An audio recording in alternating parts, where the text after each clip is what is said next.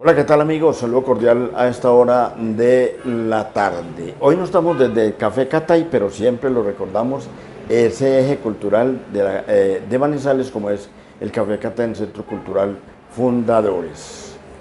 Estamos a través de KF News Eje Press por Facebook, Twitter y YouTube. Y estamos en Conversando con el Tigre, no se le olvide, Conversando con el Tigre. Y en este ejercicio que venimos haciendo de consultar con nuestros congresistas su labor, su gestión luego de más de 8 meses en el Congreso de la República, hoy estamos con uno de ellos, precisamente en la oficina del doctor Guido Echeverry Piedrahíta, ampliamente conocido, es gobernador de Caldas durante 2 veces y ahora senador de la República de Colombia.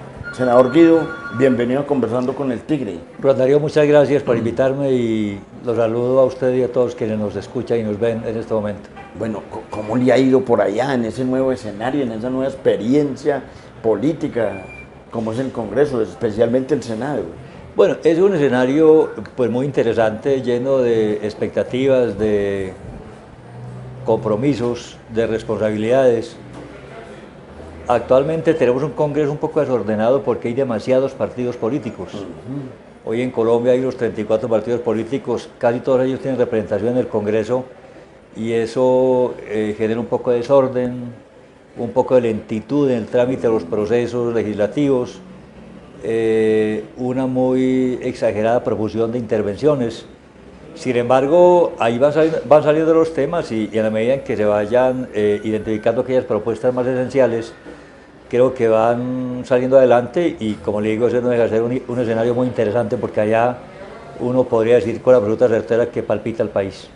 Esa pluralidad que hay en el Congreso que usted menciona y la presencia de 34 movimientos políticos en el país, eso a veces no le da la razón a quienes dicen que esos casos son exceso de democracia a veces en un país. Sí, yo creo que uno de los grandes fracasos de este Parlamento y de este gobierno fue haber dejado hundir la reforma política, que plantea la posibilidad de establecer obligatoriamente las listas cerradas, lo que hubiera apuntado a fortalecer los partidos, a tener menos partidos políticos, a hacer menos complejo el proceso de votar, a abaratar las campañas electorales y la corrupción que representa tanto con estas listas abiertas. Lastimosamente se hundió esa reforma política que sigue siendo muy importante para el país. Sin embargo, hasta tanto hay que lidiar con este número exagerado de partidos políticos y actuar conforme los momentos del país nos lo exijan en un marco de responsabilidades para que ese exagerado número no vaya a tentar ese exceso de democracia, el ejercicio democrático. O sea, sí, porque es un exceso de democracia, una democracia desordenada, una democracia anárquica, una democracia confusa, y eso claramente no es lo que le conviene al país. Okay, entre otras cosas, volvimos a ello, porque eso se había subsanado durante unos años. Claro, mire, nosotros tuvimos unos partidos políticos tradicionales que actuaron en el escenario de la sociedad colombiana durante muchos años, desde el nacimiento de la República, y fueron los partidos liberal y conservador. Ahí se creó luego la violencia partidista, un frente nacional que prácticamente hizo desaparecer las fronteras ideológicas de los partidos. Eso creó fenómenos de exclusión y de apatía por la política, y fue cuando la Constituyente 91 digamos, estableció mecanismos para dinamitar un poco ese bipartidismo hegemónico y crear la posibilidad de que hubiera más partidos, pero ya no fuimos al otro lado, o sea que ya tuvimos un exceso de partidos, lo que claramente no le conviene a la democracia. Y eso es una muestra más de los remiendos que le han hecho a la Constitución del 91 a conveniencia de ciertos sectores del poder. Claro, hacer reformas políticas, Tigre, es muy complejo porque las reformas las hacen aquellas personas que tienen esa capacidad de hacer reformas porque están ahí gracias al sistema político actual. Sí. Entonces cambiarlo es muy complejo porque todos piensan cuando van a votar una reforma política si el sentido de la reforma que viene me va a favorecer a mí o no, y de lo contrario no la voto. Exacto. Pero cuando usted dice, lastimosamente se hundió, que así fue, no hay posibilidades de revivirla en estos 4 años o 3 años que quedan de este gobierno. Hay que revivirla, Rubén Darío, porque la reforma política es uno de los temas fundamentales contenidos en el Acuerdo de Paz de La Habana. O sea, quiere seguir siendo un compromiso del Estado un compromiso del gobierno.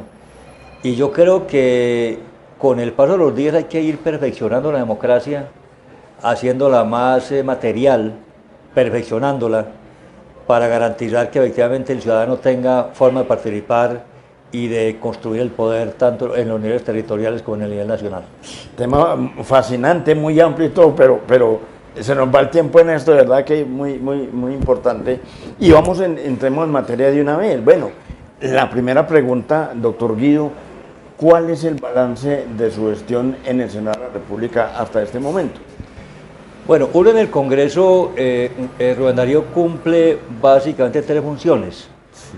Una función de gestión, que es intentar servir de correa de transmisión de los intereses de la comunidad y del territorio frente al gobierno central. Una misión de control político y una misión legislativa, que es hacer las leyes. Gestiones vivimos permanentemente haciéndolas. Nosotros estamos en Bogotá con los alcaldes, con los dirigentes municipales, con los empresarios, intentando, como digo, llevar la voz de ellos frente al gobierno central. Sí. Desde el punto de vista del legislativo, hemos presentado varios proyectos de ley. Uno, por ejemplo, el que convierte a Manizales en distrito eje del conocimiento. Estoy muy comprometido con el tema carcelario, que en Colombia se convirtió en una gran tragedia. He presentado un proyecto de ley sobre la posibilidad de que los detenidos paguen la pena trabajando, haciendo labor social. ¿Pero fuera del establecimiento? Fuera del establecimiento, fuera del establecimiento, exactamente. Eso por unas condiciones y obviamente esa es una circunstancia para aquellos detenidos que han sido condenados a menos de 8 años de cárcel. Bueno, presenté un proyecto que tiene que ver con la vinculación del gobierno y el Congreso a la celebración de los 200 años del nacimiento de Salamina Caldas. Acabo de presentar un proyecto que tiene que ver con la creación de incentivos para desarrollar la Agencia Espacial en Colombia. Perdón, no quiero dejar pasar ese proyecto bien importante de la vinculación del gobierno con los 200 años de Salamina. Regularmente esa vinculación consiste en aportarle algo al municipio. ¿Qué se piensa qué se piensa pedir? Ese proyecto tiene una iniciativa fundamental, que es la reestructuración, la restauración, la reconstrucción del Teatro de Salamina. Ajá. Esa es una obra muy bella que data de más de 100 años de existencia, que constituye un valor cultural muy importante para un municipio como Salamina, que es patrimonio cultural de Colombia. Entonces es muy importante eso. Bueno, y otros proyectos que están incorporados tienen que ver con el desarrollo urbano, con las vías, con estos temas que requiere Salamina. Le contaba, Rubén Darío, que presenté un proyecto para incentivar los emprendimientos en Colombia de la industria espacial en el país. Presenté un proyecto de ley sobre... ¿Industria espacial? Espacial, exactamente, claro. Sí. Habida cuenta de que ese es un sector muy avanzado en muchos países del mundo. Colombia está en pañales en esa materia y requerimos incentivar a los empresarios para que ellos se involucren en la generación de empresas que tengan que ver con el espacio en Colombia, que es un tema muy nuevo en términos tecnológicos, científicos y de innovación. Y presenté finalmente un proyecto que tiene que ver con el establecimiento del reconocimiento del mínimo vital de agua, para garantizar que las familias de estratos bajos y las comunidades vulnerables tengan acceso al agua potable de manera gratuita. Pero doctor Guido, perdón, senador, ese proyecto también lo presentó el representante Octavio Cardona. ¿No han hecho ustedes de pronto una unidad de materia y algo que tenga más fuerza ahí en el Congreso? Hay muchas capitales de Colombia que tienen el incentivo de suministro de agua gratuita para estratos 1 y 2 de la población, agua potable. Ahora se trata es de regarlo por todo el país. O sea, que todo el país... es para todo el país, que cualquier alcalde, cualquier gobernador pueda establecer el mecanismo mediante el cual garantiza el suministro del mínimo vital de agua potable para los ciudadanos. Ajá. Bueno, digamos que en ese orden de ideas, ¿cómo están trabajando? Son 7 congresistas caldenses. ¿Hay unidad frente a hacer presión como bloque ante el gobierno nacional para ciertas iniciativas? Sí, nosotros tenemos identidades en ciertos temas, digamos, tenemos una identidad muy grande frente al tema del aeropuerto del Café. Presentamos conjuntamente varias iniciativas al plan de desarrollo que fueron propuestas inicialmente por los gremios y sectores de interés. Nos venimos reuniendo periódicamente para hablar de los temas que le interesan al departamento de Caldas. A esa reunión asistimos normalmente 5 congresistas. ¿Cuáles 5? Contemos. Asistimos Octavio, Wilder, Juan Sebastián, Juana Carolina y yo. Santiago está un poco desprendido de ese grupo, pero igual lo invitamos a las reuniones y cuando él quiera participar, obviamente que lo acogemos como debe ser. Claro que sí. Bueno, precisamente, usted mencionaba unas preocupaciones, unas iniciativas frente al Plan Nacional de Desarrollo, pero específicamente el senador Guido Echeverry, ¿de qué le gustaría apropiarse o liderar, jalonar para Caldas de ese plan de desarrollo? Bueno, nosotros participamos de manera muy decidida en la incorporación al plan de desarrollo del proyecto del aeropuerto de Palestina. Sí. Quedó ubicado como un proyecto estratégico para Colombia. Participamos en la propuesta que nos llevará a tener en el plan de adición presupuestal unos recursos adicionales para el proyecto del aeropuerto. Y le hemos hecho debates al Ministerio de Transporte sobre este tema y hemos sido, digamos, vehementes en el reclamo de la región con respecto a la necesidad de tener ese aeropuerto. Ahí hemos hecho causa común con los otros congresistas y creo que vamos avanzando bien porque no obstante los problemas que todavía tiene el proyecto, creo que han llegado a un punto de no retorno y vamos a echar para adelante con él. ¿Usted cree que con la salida de este ministro que estuvo como tan Guillermo Reyes, sí, que estuvo que sí, pero que no, y finalmente como, o sea, le dio la espalda prácticamente al proyecto, sí, cree que con el nuevo ministro se pueda lograr algo? Yo creo que sí, iba a decir una cosa que no suena irrespetuosa, pero yo creo que el ministro nuevo es mucho más serio que el anterior. Guillermo Reyes tenía un exceso de retórica, de verbosidad, hablaba con demasiada facilidad, eso lo llevó a cometer irresponsabilidades. Creo que lo que dijo, por ejemplo, hace unos días en Cartagena, en una reunión de la Federación de Municipios, fue muy nocivo para el aeropuerto, dando datos imprecisos. Le pedimos que nos informara con exactitud exactamente a qué está refiriendo, sin embargo nunca lo hizo. Yo tengo la fe que este nuevo ministro, que es un hombre del sector, que tiene una experiencia grande en el tema de infraestructura, incluida la aeroportuaria, nos va a servir de interlocutor válido para que jalonemos este proyecto y definitivamente podamos concluir. Doctor Guido, hay que hacer claridad sobre una cosa, es decir, esa primera fase ya está financiada, digamos que no es que se necesite tanto los recursos del gobierno nacional para la primera fase, sino la voluntad política y el respaldo. Pero también todo no depende del gobierno, porque estamos muy atrasados internamente en el proyecto. Mire cuánto va, no se ha nombrado nuevamente el gerente del patrimonio autónomo, que es el capitán que tiene que conducir ese barco. Hay una serie de exigencias que hay que cumplir ahorita para junio, precisamente ante el nuevo ministro, la presentación del proyecto, ante el presidente y demás, y hay una cantidad de cosas en las que estamos muy atrás. Entonces, ¿quién va a jalonar eso? Sí, los ajustes se están haciendo como corresponde a todo proyecto de ejecución, sobre todo vistas externalidades con las que no contábamos. La verdad es que todos estos temas del aumento del precio del dólar, del encarecimiento de las importaciones, derivado pues de conflictos internacionales, le pegan muy duro a cualquier obra que está en ejecución, sobre todo ese tipo de obras que requieren alta tecnología y que requieren inversiones en infraestructura bastante grandes. Esos ajustes se están haciendo, esos ajustes estaban previstos. Uno esperaría que se desataran básicamente dos problemas. El uno es que concluya la discusión del Tribunal de Arbitramiento con una decisión a favor del aeropuerto, pensamos que va a ser así.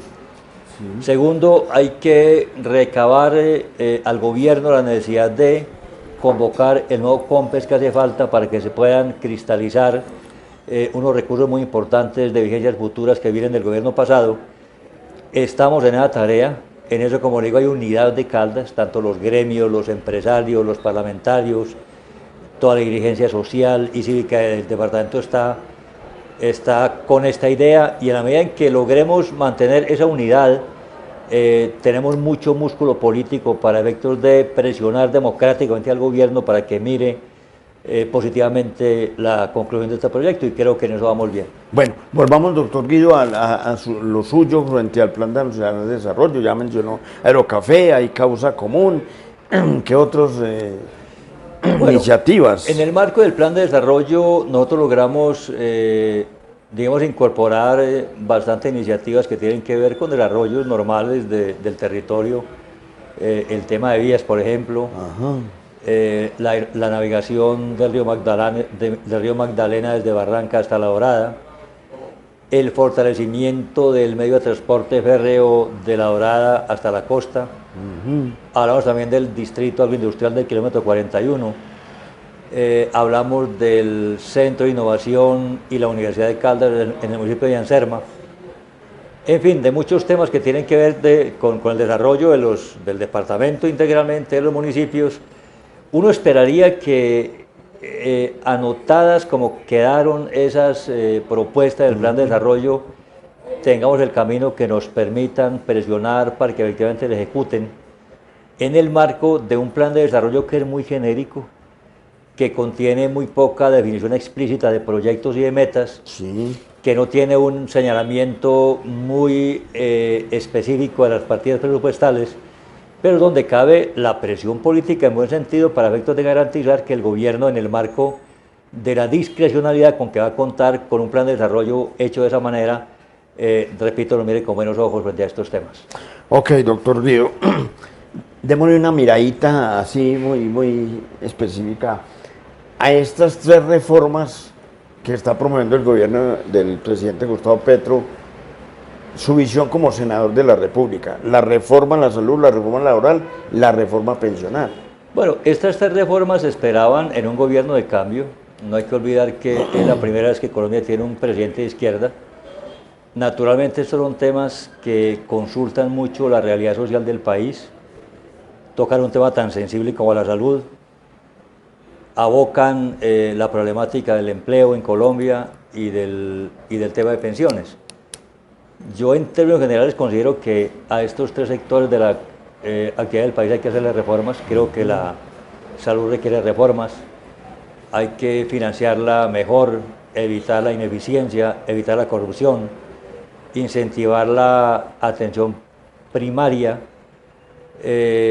fortalecer la promoción y la prevención, llevar servicios de salud a los territorios periféricos del país y garantizar que finalmente el pueblo colombiano tenga acceso a una buena salud. Pero en ese caso, doctor Guido, la reforma a la salud, el florero Llorente ha sido la financiación, que los recursos se los van a quitar de las manos a las EPS, lo cual el país sabe que no han sido bien manejados, porque una deuda de 23 billones de pesos quebrando IPS, una intermediación de 6 billones de pesos, 300.000 tutelas al año quedándose los ciudadanos. Es decir, ese es el florero de Llorente. ¿Usted está de acuerdo en que se han manejado sus recursos por ladres o que la sigan manejando las EPS? A mí me preocupa mucho, Rubén Darío, que se estaticen actividades que podría desarrollar mejor el sector privado.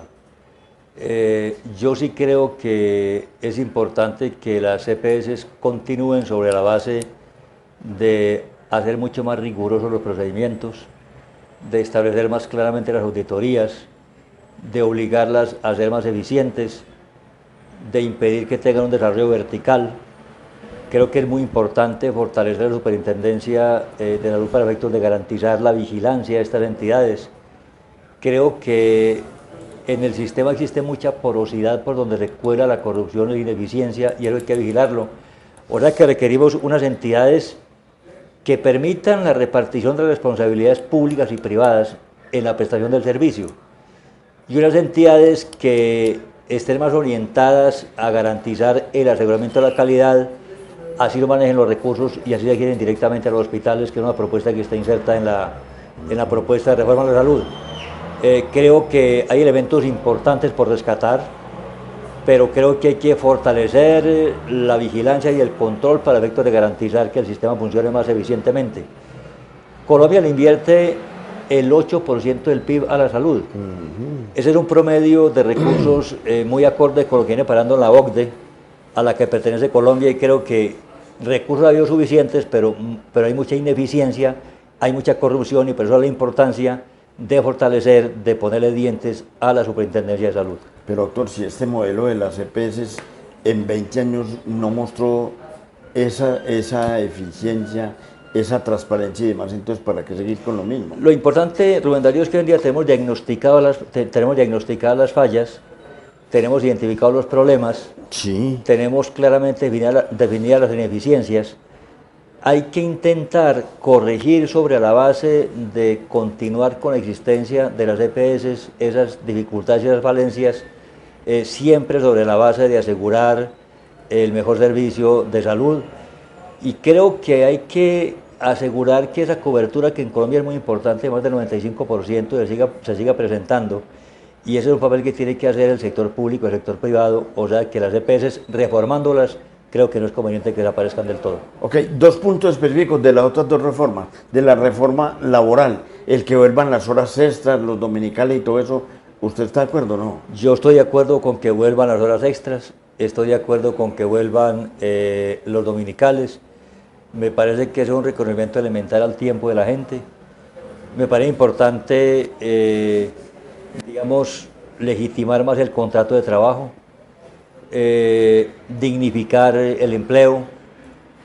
Sí acuso la ausencia en el proyecto de ley de un tratamiento para la informalidad en Colombia, porque es que la informalidad en Colombia supera el 60% y esta está siendo una ley únicamente para los trabajadores formales, y ese es un tema que tenemos que superar. Entonces hay que mirar hasta dónde el contenido del proyecto de ley, siendo importante y mereciendo una profunda y seria discusión, va a permitir que Colombia se formalice más en el empleo para garantizar que eso irrigue también la salud y otros sectores de la sociedad que dependen mucho de la formalidad del empleo.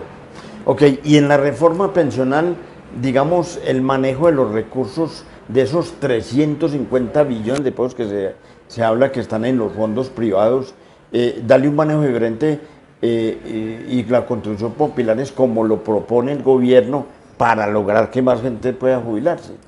Yo estoy de acuerdo con que aquellas pensiones que llegan hasta 3 salarios mínimos, aquellos salarios que llegan hasta 3 salarios mínimos, le coticen a Colpensiones. Y que lo que se pase de esos 3 salarios mínimos le coticen a los fondos privados.